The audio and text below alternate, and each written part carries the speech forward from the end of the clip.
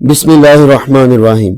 अल्लामा मोहम्मद इकबाल रहमहुल्लाह अपने एक शेर में फरमाते हैं, ये शहादत गहे उल्फत में कदम रखना है, लोग आसान समझते हैं मुसलमान होना।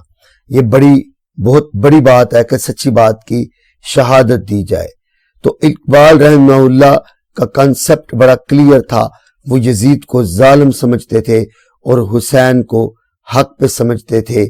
इकबाल रहमहुल्लाह फरमाते हैं, बयां सिर्रे शहादत की अगर तफसीर हो जाए, मुसलमानों का किबला रोज़ाए शब्बीर हो जाए। लेकिन बदकिस्मती से आज हमारी मसाजिद में ऐसे उलमा की एक बड़ी तादाद तैयार हो रही है जो यजीद की हमायत करते हुए नजर आते हैं और शायद वो ये तासर देना चाहते हैं कि सैयदना हुसैन रजी अल्लाह ताला अन्हो किसी गलती पे थे या उनसे किसी जुर्म का इर्तिकाब हुआ जो उन्होंने यजीद के खिलाफ खरूज किया। चलते हैं सबसे पहले इस्लामाबाद की लाल मस्जिद गाजी अब्दुल रशीद जो सानहा इस्लामाबाद में कत्ल हो गए थे मुशर्रफ दौर में, उनके बड़े भाई मौलाना अब्दुल अजीज की तरफ वो क्या कह रहे हैं और किस तरह की बातें करके यजीद को सपोर्ट कर रहे हैं। इसके बाद एक सवाल है चौथा, क्या यजीद को हजरत अमीरुल मोमिनीन यजीद रहमतुल्लाह अलैह कहना जायज़ है? तो मेरी इस बारे में जो राय है और इस इस्तिखारे के बाद राय है कि हमें मुहतात अंदाज में एक दो अल्फाज जरूर कहने चाहिए। वो लफ्ज आप और ज्यादा नहीं तो कम अज कम इतना कहना चाहिए कि हजरत यजीद रहमतुल्लाह अलैह, हजरत यजीद रहमतुल्लाह अलैह कहना चाहिए। मेरे वालिद साहब हजरत मौलाना मोहम्मद अब्दुल्ला शहीद रहमतुल्लाह अलैह की भी थी बात, तो इसको अमीरुल मोमिनीन का भी लफ्ज कहते हैं, चलो उस हद तक ना सही, लेकिन कम अज कम इतना कहना चाहिए कि हजरत यजीद रहमतुल्लाह अलैह, कम अज कम इतना कहना चाहिए कि हजरत यजीद रहमतुल्लाह अलैह। इसके बाद आते हैं शेख तौसीफुर रहमान। इनके ऊपर अक्सर तनकीद की जाती है और इनको बहुत ज्यादा लोगों की तनकीद का सामना करना पड़ता है। इस वीडियो में हम देखते हैं कि उन्होंने एक नए अंदाज में एक नया नुक्ता नजर पेश करते हुए यजीद को पेश किया है और यजीद को देखें किन लोगों पे फजीलत दी गई है। तो वीडियो देखते हैं और आप खुद फैसला करें कि इनका नुक्ता नजर ठीक है या गलत। करोड़ यजीद भी एक हुसैन नहीं हो सकते, लेकिन दुनिया राफियत के करोड़ जाकिर यजीद के बराबर भी, करोड़ जाकिर यजीद के बराबर भी, यजीद को बैठ के गालियां देने वाले अपने मजमू के अंदर और अल्लाह के साथ शिरक अकबर करने वाले, यजीद जैसा जैसा भी था काफिर मुशरिक, और जो जाकिर आज यजीद को गालियां देते हैं ये मुशरिक है, ये बदअकीदा है, इनका कुफर खुला हुआ कुफर है। तो यजीद को बामुकाबला हुसैन पेश करना भी जुल्म है, और यजीद को ये जितने दुनिया जहां के जाकिर हैं इन सारे जाकिरों से अफजल है यजीद, और यजीद को ये जितने दुनिया जहां के जाकिर हैं इन सारे जाकिरों से अफजल है यजीद।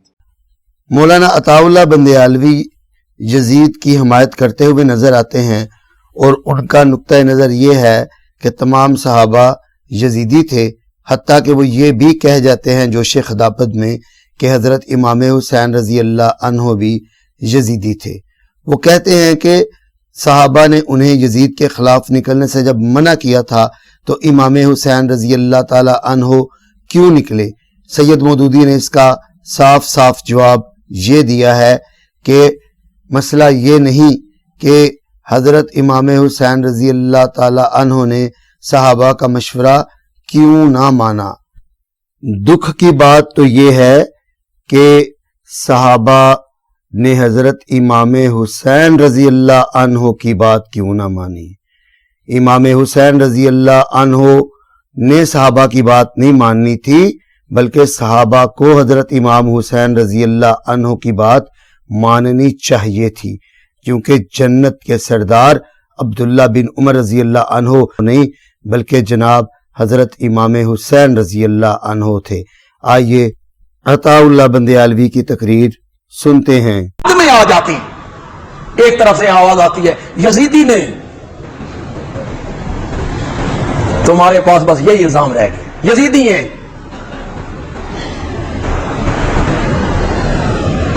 میں کیوں یزیدی ہوں؟ خدا دی قسم ہے میں یزید کو نہیں دیکھا، نہ میں نے اس کی بیعت کی ہے میں نے بیعت، نہ میں نے یزید کو دیکھا.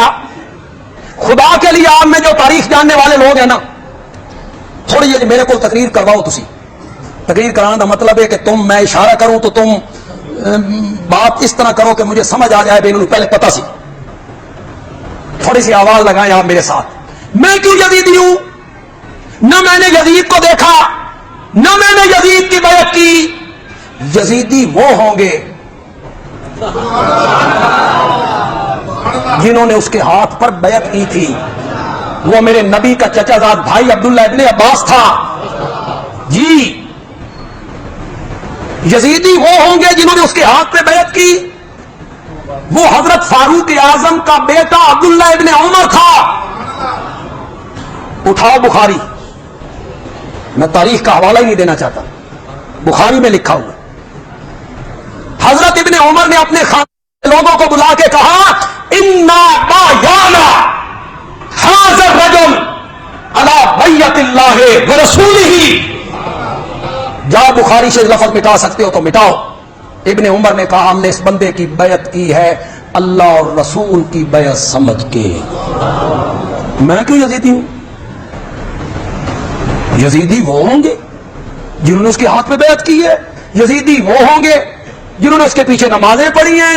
یزیدی وہ ہوں گے جنہوں نے 51 52 53 ہجری میں اس کی امامت میں حج کی ہے.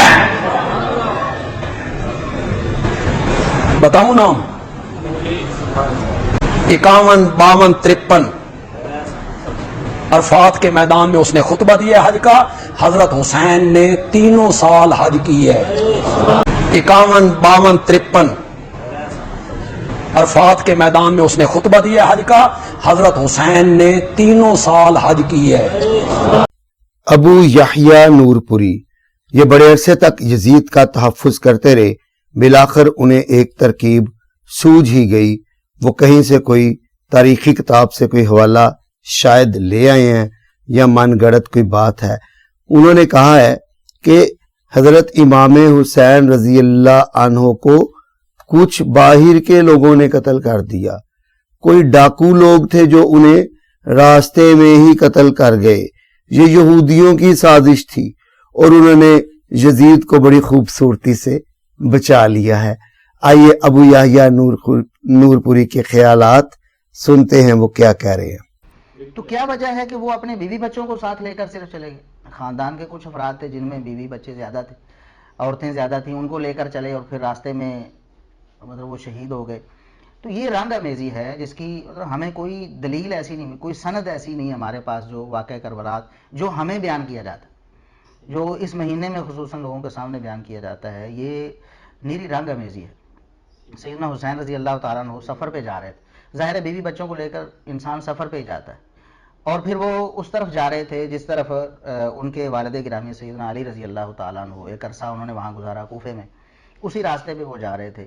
اور راستے میں کیا ہوا ہے کہ کچھ لوگوں نے انہیں شہید کر دیا. انہوں نے دیکھا کہ آ رہے ہیں اور نہتے ہیں، بیوی بچے ساتھ ہیں، اکیلے ہیں، ہمیں ایک موقع مل رہا ہے. اس کو انہوں نے اویل کیا اور سیدنا حسین رضی اللہ عنہ کو شہید کر دیا. اور الزام پھر اس خانوادے پہ لگایا جس کو وہ بدنام کرنا چاہتے تھے.